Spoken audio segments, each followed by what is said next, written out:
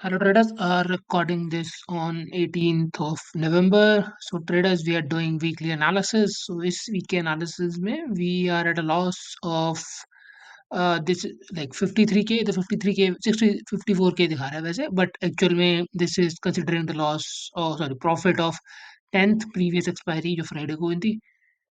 And for this month, sorry, for this week हमने almoस्ट किया है 60, दिखा देते हैं तो 61 का लॉस किया बेसिकली 62 का।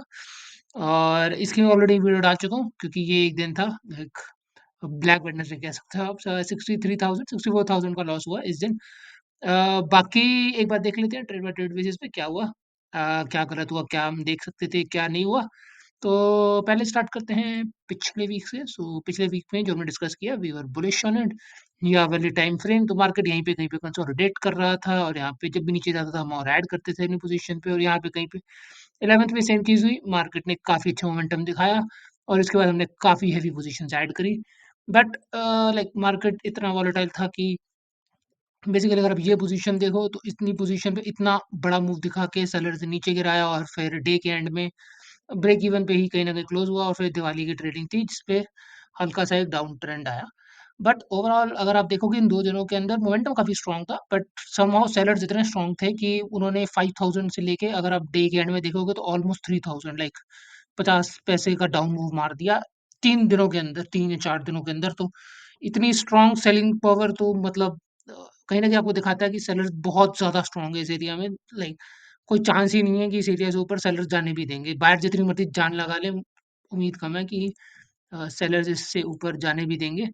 और उसी के हिसाब से हमने कहीं न कहीं ये लॉस कर दिया। तो एक बार देख लेते हैं ट्रेड के हिसाब से 11th को जो मैं आपको ट्रेड दिखा रहा था, व्हिच वाज़ दिस डे। तो बेसिकली 11th जो हमारा फ्राइडे का था। अ, तो ये हमने देखा फ्राइडे को ये सारी पोज़ीशंस थी जो मैंने ली थी। एक बार सिर्फ फ्राइडे का देख लेते हैं एंड में। सो फ्राइडे को अगर आप देखोगे so this was the previous expiry. Next expiry में हमने जो पोजीशन ली थी these were all in the losses. तो ये हमने पोजीशन ली थी, मार्केट कंसोलिडेट कर रहा था, उसके हिसाब से हमें ये सारे लॉसेस हुए थे जो हमने फ्राइडे को ली थी।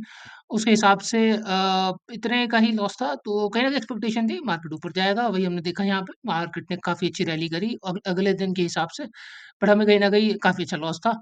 बट उसी के हिसाब से अगर आप बाद के ट्रेड्स में देखो और अगर आप संडे का ट्रेड देखो, बिकॉज़ संडे को बेसिकली मुहूर्त ट्रेडिंग था, तो उसका डेटा देखना भी ज़रूरी है। तो मुहूर्त ट्रेडिंग वाले दिन आपने देखा कि जितनी पोज़ीशंस थी, जो हमने पहले ली थी, they all converted into profit. और ये एक पोज़ीशन थी जो हमें बुक करने का चांस मिला 2000 का, और ये मुहूर्त ट्रेडिंग का ट्रेड था, ये 1 आवर का। और इसी के अंदर हमें एक अपॉर्च्युनिटी मिली। बाकी ओवरऑल मार्केट ने कुछ खास नहीं किया, वो कंसोलिडेट ही किया यहाँ पे। और उसी के हिसाब से हमें सिर्फ 2000, बाकी जितनी भी लॉस की पोज़ीशन थी, they all converted into profit. Overall काफ़ी अच्छा डे था ये। बट उसके बाद अगर आप मंडे का भी देखो तो मंडे को भी जैसे आपने देखा we added more to our position because market कहीं न कहीं कंसोलिडेट ही कर रहा था। तो this was on Monday, market did nothing, just consolidate. यहाँ पे ओपन हुआ और यहाँ पे क्लोज़ हुआ। कुछ खास किया ही नहीं। जब कंसोलिडेट किया उसके हिसाब से हमने नॉर्मली हल्की-फुल्की पोजीशन ऐड करी। बाकी हमारी जितनी भी पुरानी पोजीशंस थी जो लॉस में थी वो बेसिकली प्रॉफिट में कन्वर्ट हो गई थी, बिकॉज़ ऑप्शन सेल किया है तो कहीं न कहीं वो मेल्ट डाउन हो गए सारे ऑप्शंस की वैल्यू और वो सारी पोजीशंस प्रॉफिट में हो गई। तो कहीं न कहीं उसका बेनिफिट मिला। बट उसके बाद ये 1 दिन के बाद फिर जो ये फॉल आया इतना बड़ा, उसके हिसाब से हमने देखा तो बेसिकली ट्यूसडे को तो छुट्टी थी और वेडनेसडे को जो ये मूव आया, उसके बाद हमें बुक करना पड़ा ऑलमोस्ट 64,000 का लॉस। हमने देखा कितनी अच्छी प्रॉफिट में पोज़ीशंस थी, वो सारी की सारी पोज़ीशन जो हैं, इतने अच्छे लॉस में चली गई। और उसी के हिसाब से हमें ये सारा का सारा जो है लॉस उठाना पड़ा। और आप देख सकते हो कि इतने बड़े गैप डाउन के बाद कहीं न कहीं मार्केट ने एक अप मूव दिखाया। अब कई लोग इस सेंस में बोलते हैं कि बेसिकली कई लोग इस सेंस में बोलते हैं कि अगर मैं यहाँ पे अपना लॉस बुक ना करूँ, तो मार्केट हैज़ अ टेंडेंसी, अगर मैं नहीं करता तो इस फ्राइडे की एक्सपायरी में I would have gotten all of my profit. But no one can predict that. It is अगर आपका लाइक सिस्टम के हिसाब से whatever stop loss is, you just have to book that and take that. उसके अलावा आप कुछ कर नहीं सकते। जो आपका सिस्टम स्टॉप लॉस बोलता है उसी को हमेशा रिस्पेक्ट करो, बिकॉज़ नो वन नोज़ कि यहीं से ही एक बाइंग मोमेंटम आएगा नहीं आएगा। जो लोग स्टॉप लॉस को रिस्पेक्ट नहीं करते, मे बी वो इस बार बच जाते। मार्केट आपके डायरेक्शन में जाता और आपको काफ़ी अच्छा बेनिफिट होता। बट स्टॉप लॉस बनाई इसीलिए है कि आपको वैसे ट्रेड से बचा सके जो आपकी डायरेक्शन में ना जाए। अगर यहीं पे कंसोलिडेट करके और नीचे जाता तो आपको बहुत ज़्यादा हेवी लॉस हो सकता था। बट अगर आप होल्ड करके बैठते तो शायद सारा प्रॉफिट लॉस रिकवर होता प्लस आपको एक्स्ट्रा प्रॉफिट मिलता। बट नो वन न्यू कि ये ऐसा हो सकता है, क्योंकि वंस इन अ वाइल ऐसा मूव आएगा जो मतलब आपको खत्म ही कर देगा, आपका सारा लाइक अकाउंट वाइप आउट कर देगा।